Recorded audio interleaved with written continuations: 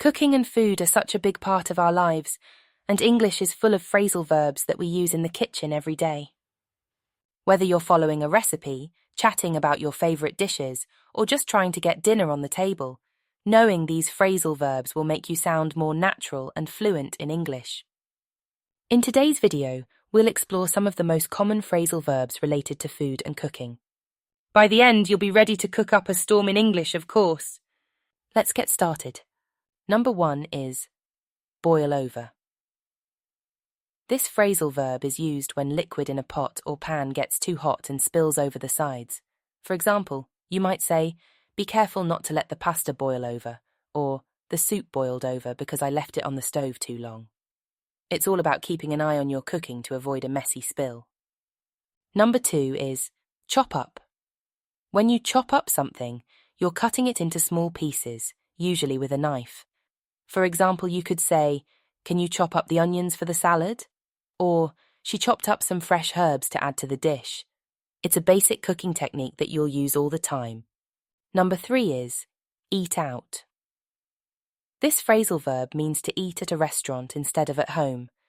For example, you might say, "We decided to eat out tonight because we didn't feel like cooking," or "Do you want to eat out or stay in?" It's a great way to talk about dining at a restaurant. Number 4 is mix in.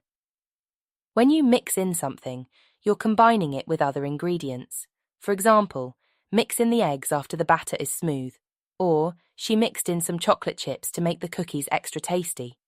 It's all about adding ingredients and making sure everything is well combined. Number 5 is warm up. This phrasal verb is used when you heat food that has already been cooked. For example, "I'm going to warm up the leftovers for lunch," or "warm up the soup before serving it." It's all about reheating food so it's ready to eat. Number 6 is whip up. When you whip up a meal, it means you prepare it quickly, often without much planning. For example, "I can whip up a quick pasta dish for dinner," or "He whipped up some pancakes for breakfast." It's a casual way to say that you're making something to eat in a hurry. Number 7 is cut out. This phrasal verb can be used in 2 ways. In cooking, it means to remove or stop using something, usually for health reasons. For example, "I've cut out sugar from my diet," or "She's trying to cut out dairy." It can also mean to use a cutter to make shapes, like "cut out the dough with a cookie cutter." Number 8 is fry up. When you fry up something, you're cooking it in hot oil or fat, usually in a frying pan. For example, "I'll fry up some eggs for breakfast," or "She fried up some bacon to go with the pancakes." It's a simple way to talk about cooking food in a frying pan. Number 9 is serve up.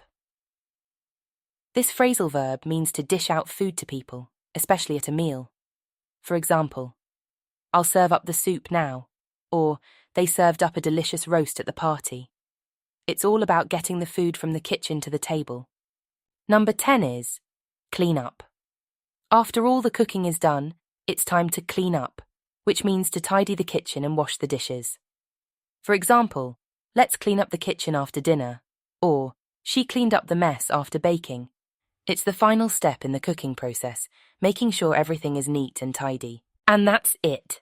10 phrasal verbs that are perfect for talking about food and cooking in English. These are the kinds of phrases you'll hear and use all the time in the kitchen, so learning them will definitely make you feel more comfortable and fluent. If you found this video helpful, give it a thumbs up, share it with your friends, and subscribe for more content like this. Keep practicing, and I'll see you in the next video.